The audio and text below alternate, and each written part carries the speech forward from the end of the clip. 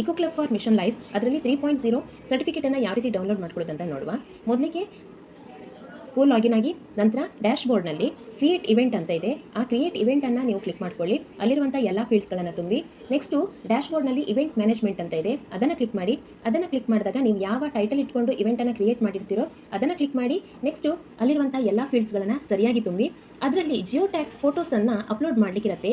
ಇವಾಗ geo tag ಫೋಟೋಸನ್ನು ಯಾವ ರೀತಿ ಅಪ್ಲೋಡ್ ಮಾಡೋದಂತ ನೋಡುವ. ಅಲ್ಲಿ ಮೇಲಿರುವಂಥ ಪ್ಲಸ್ ಐಕಾನ್ ಮೇಲೆ ಕ್ಲಿಕ್ ಮಾಡಿ. ಆವಾಗ ಗೂಗಲ್ನಲ್ಲಿ geo tag photos editor online ಅಂತ ಒಂದು ಸೈಟ್ ಓಪನ್ ಆಗುತ್ತೆ. ಆ ಸೈಟನ್ನು ಕ್ಲಿಕ್ ಮಾಡಿ ಮೊದಲಿಗೆ ಫೋಟೋಸನ್ನು ಆ್ಯಡ್ ಮಾಡಬೇಕಾಗತ್ತೆ.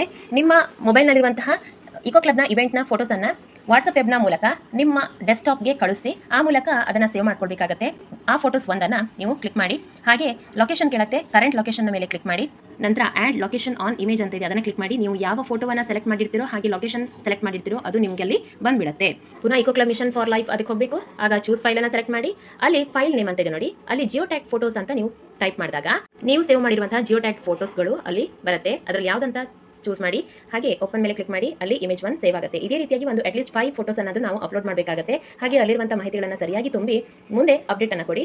ನೆಕ್ಸ್ಟ್ ಹೋಮ್ ಪೇಜ್ಗೆ ಹೋಗಿ ಅಲ್ಲಿ ನೀವು ಯಾವ ಇವೆಂಟ್ ಹಾಕಿ ಆ ಇವೆಂಟನ್ನು ಕ್ರಿಯೇಟ್ ಮಾಡಿರ್ತೀರೋ ಆ ಇವೆಂಟ್ನ ಹೆಸರಲ್ಲಿ ಸರ್ಟಿಫಿಕೇಟ್ ಬಂದಿರುತ್ತೆ. ಆ ಸರ್ಟಿಫಿಕೇಟನ್ನು ಡೌನ್ಲೋಡ್ ಮಾಡಿ ಅಥವಾ PDF ಮೂಲಕ ಕೂಡ ಅದನ್ನು ಪ್ರಿಂಟ್ ತೆಗೆದಿಟ್ಕೊಳ್ಬಹುದು.